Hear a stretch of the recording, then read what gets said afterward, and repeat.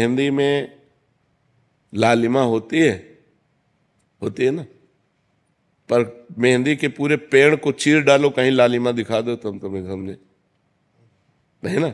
उसकी एक प्रक्रिया है ना। उसके पत्ते तोड़िए, उसको बांटिए, बांट के लगाइए, आधा घंटा लगा रहने दीजिए, फिर धो दीजिए। तो आप दूध में घी है, पूड़ी पका सकते हो, लेकिन घी है उसी में। उसकी एक प्रक्रिया है। उसको दही बनाओ, मंथन करो, मक्खन निकालो, फिर उसको तप्त करो, तब वो घी बन जाएगा। समझ रहे ना। ऐसे परमात्मा सर्वत्र है। चीर फाड़ डालो किसी को, कहीं भी अगर मिल जाए तो बताओ। उसकी प्रक्रिया है साधना के लिए हमें पवित्रता चाहिए। तो हम भगवान के परम पवित्र दिव्य स्थानों में जाते हैं, हरिद्वार, काशी। इनमें हमें पवित्रता मिलती है। जब हमारा हृदय पवित्र होता है तो हमारे अच्छे भाव होते हैं, तो वो भाव भगवान को समर्पित हो जाते हैं और हमें भगवान का अनुभव हो जाता है। जब हमारा भाव बन जाए ना, तो हम कुत्ते से भी भगवान प्रकट कर सकते हैं। हमारा भाव बन जाए तो हम ईंट से भी भगवान प्रकट कर सकते हैं। हमारा भाव ना बने तो भगवान में भी भगवान नहीं दिखाई दे रहे।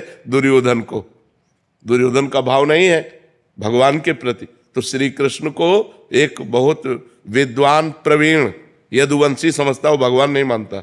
दुर्योधन भगवान नहीं मानता। जब भगवान ने विराट रूप दिखाया तो बंदी बनाने की कोशिश की। वो भगवान को मनुष्य मानता रहा, कभी भगवान नहीं माना। तो बात समझ में नहीं। ये जो तीर्थ बने हैं ये पावर है, अध्यात्म के पावर है। जैसे गंगा जी नहा के आप देखो कैसा लगता है, एकदम फ्रेश, लेकिन नियमानुसार। अब गए कुल्ला कर रहे हो, थूक रहे हो और मल रहे हो, साबुन लगा रहे हो, कोई अनुभव नहीं होगा। गए साष्टांग दंडवत किए, माथा में जल रखा और गए चुपचाप 5, 7, 11 डुबकी लगाई, एकदम बाहर हो गए, देखो एकदम आनंद आएगा। वृंदावन आए हो, परिक्रमा लगाओ, बिहारी जी के दर्शन करो, किसी का दिया हुआ कुछ खाओ मत, रजरानी लगाओ, नाम जप करो। जब जाओगे तो एक अच्छा अनुभव होगा, एक आनंद अनुभव होगा। अब यहीं आओ, इधर उधर सब गंदगी करो, तो जब जाओगे तो कुछ हाथ नहीं लगेगा। ये परम पवित्र स्थान बनाए गए हैं कि हमको अध्यात्म का सहयोग मिले, हमारे जो गलतियां हो गई, पाप हो गए, वो नष्ट हो जाए। भगवान सर्वत्र है, पर जैसे दूध में सर्वत्र घी है, दूध से काम नहीं चल सकता, उसका प्रक्रिया। तो ऐसे प्रक्रिया का मतलब साधना। तो साधना का प्रारंभ करने के लिए हमें जो पवित्रता चाहिए, वो गंगा है, काशी है, जो बड़े बड़े तीर्थ है, इनमें इसीलिए जाया जाता है कि हम गृहस्थ हैं, हमसे कोई ना कोई पाप बन जाते हैं। तो इन तीर्थों में जाने से हमारे पाप नष्ट होते हैं, हमारे पुण्य बनते हैं, हमारा हृदय पवित्र होता है। अवश्य जाना चाहिए, पर जिस पद्धति से रहना उसी पद्धति से रहना। हर तीर्थ में एक दिन उपवास करना चाहिए। अगर 3 दिन वास करे तो एक दिन उपवास करना चाहिए, दूसरे दिन फलाहार करना चाहिए, तीसरे दिन अन्नाहार करना चाहिए। एक दिन तो प्योर पूरा ऐसे जल पे रहना चाहिए, या ऐसे कष्ट सहना चाहिए तीर्थों में जाकर। एक दिन उपवास करो, वृंदावन की परिक्रमा करो, बिहारी जी के दर्शन करो, यमुना स्नान करो, यमुना जी के पास बैठकर नाम कीर्तन करो, नाम जप करो, ये कमाओ।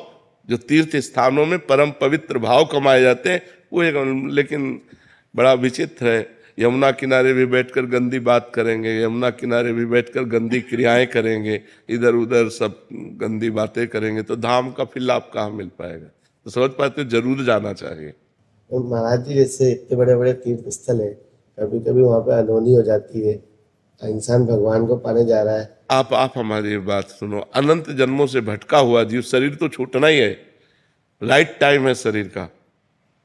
और अगर वो हरिद्वार में शरीर छोड़ता है, वो वृंदावन में शरीर छोड़ता है, काशी में छोड़ता है, तो उसे भगवान की प्राप्ति हो जाएगी। कितना बढ़िया लाभ मिला। शरीर तो छूटना ही था, लेकिन शरीर ऐसी जगह छूटा कि भगवान की प्राप्ति हो गई। तो इसमें लाभ हुई कि हानि हुई? लाभ। हाँ, तो हमें नेगेटिव नहीं सोचना, हमें पॉजिटिव सोचना है। काशी है, वृंदावन धाम है, हरिद्वार है, गंगा का तट है, यमुना का तट है, इनके किनारे प्राण निकलते हैं तो जीव की उत्तम गति होती है। प्राण तो निकलने थे, लेकिन यहाँ निकले, ये उत्तम गति हुई। जैसे आपके 100 रुपया जेब से बिहारी जी के सामने कट गए, तो निश्चित मान लो करोड़ों का नुकसान होना था। आप वृंदावन आए तो धाम की कृपा से मात्र 100 रुपये में वो कार्यक्रम हो गया तुम्हारा। अब वो अगर तुम पॉजिटिव नहीं सोचते तो नेगेटिव सोचकर चलोगे, तुम आए ना तो तुम्हारा मंगल हो गया, करोड़ों का नुकसान भगवान ने 100 रुपये में निपटा दिया। या ठोकर लगी, थोड़ी चोट लग गई, बहुत बड़ी हानि, थोड़ी सी चोट में निपटा दी। उसे हम निगेटिव क्यों सोचे, उसे हम पॉजिटिव सोचें। जो सत्य है, जो सत्य है, ये परम सत्य है, कोई बहानेबाजी नहीं, ये परम सत्य है।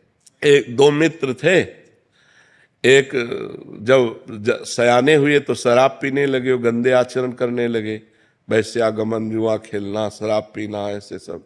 और एक था रोज गंगा नहाने जाना, भजन करना, शास्त्रों का स्वाध्याय करना।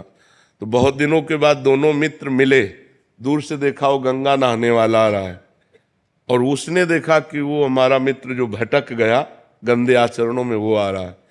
तो जो गंगा नहा के आ रहा तो एकदम नीचे देखा तो खजूर का कांटा घुस गया उसके पैर में, नंगे पैर गंगा नहाने गया था, और उसके ठोकर लगी जो पाप कर्म करता था। तो एक थैली मिली असरफियों की, तो उसने कहा रोज गंगा नहाता है, राम राम रटता है, क्या हुआ, देख खजूर का कांटा, मैं मनमानी आचरण करता हूं और देखिए थैली मिली। उसको लगा यार कि हम इतना संयम नियम से चल रहे हैं, हमें खजूर का कांटा इतना बड़ा होता है, इसलिए आज से मैं गंगा नहीं नहाऊंगा, भगवान का भजन नहीं करूंगा। तो जब किसी को संशय हो जाता है तो भगवान धर्मात्मा पुरुष का संशय निवृत्त करने के लिए कोई न कोई रूप धारण करते हैं, चाहे वो ग्रंथ रूप मिल जाए या कोई संत मिल जाए। तो भगवान एक संत के रूप में आए और कहा बेटा तुम्हारे कांटा लग गया क्या, लाओ मैं निकाल दूं, तुम भगवान का भजन करते हो इसलिए तुम धन्य हो। तो उनका अब ये सब बातें हमको मत बताओ कि धन्य हो, धन्य वो है। तब उनका बेटा तुम्हें उसे पूर्व जन्म की बातें याद नहीं है, तुम्हारा पूर्व जन्म में इस समय तुम्हें सूली की सजा मिलनी थी, खजूर के कांटे से इसलिए निकल गई कि तुम गंगा नहाते हो, नाम जप करते हो, और इसे चक्रवर्ती सम्राट हो